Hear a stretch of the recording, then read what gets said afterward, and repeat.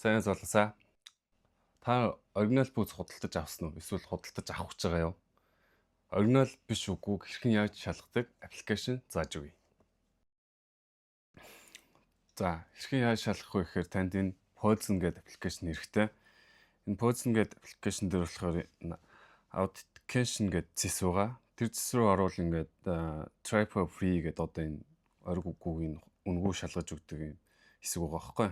Надад одоо энэ Jordan гэх пүүз байгаа байхгүй. Тэгээ хэдүүлээ энэ дээр одоо туршилтыг үзцгээе. Тэгээд энэ зэсний sneakers дээр дарвал одоо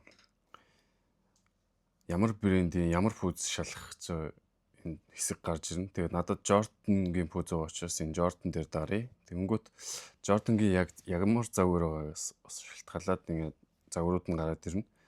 Тэгээ Air Jordan 1 дээр дараад тэнгүүт одоо энэ пүүзний зургийг ер нь бол дарж оруулах хэрэгтэй байгаа.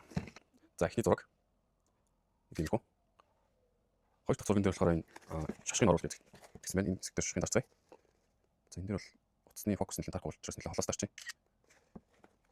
За гурав дахь зургийн дээр болохоор дотор голчийг аваад за голчны хэсгийг доороос нь дарах юм байна.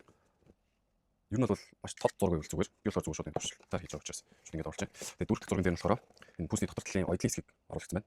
Оруулцгаая. За тийм confirm дарангууд та ер нь бол нэмэлтээр дахиад зураг оруулж болно. Нэмэлт зураг хэдийг дараад оруулчих. За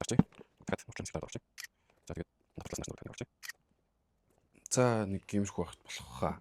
За тэгээд энэ үйлчлэгийг хүлээх дээр баталгаажуулаад тэгээд 3-15 минут хүлээгээл хариу ирэх юм байна. Ер нь за ингээ хүлээцгээе дээ. За ингээ 3 минут ч болоогүй хариу нь ирсэн байна. Хэдүүлээ харцгаая.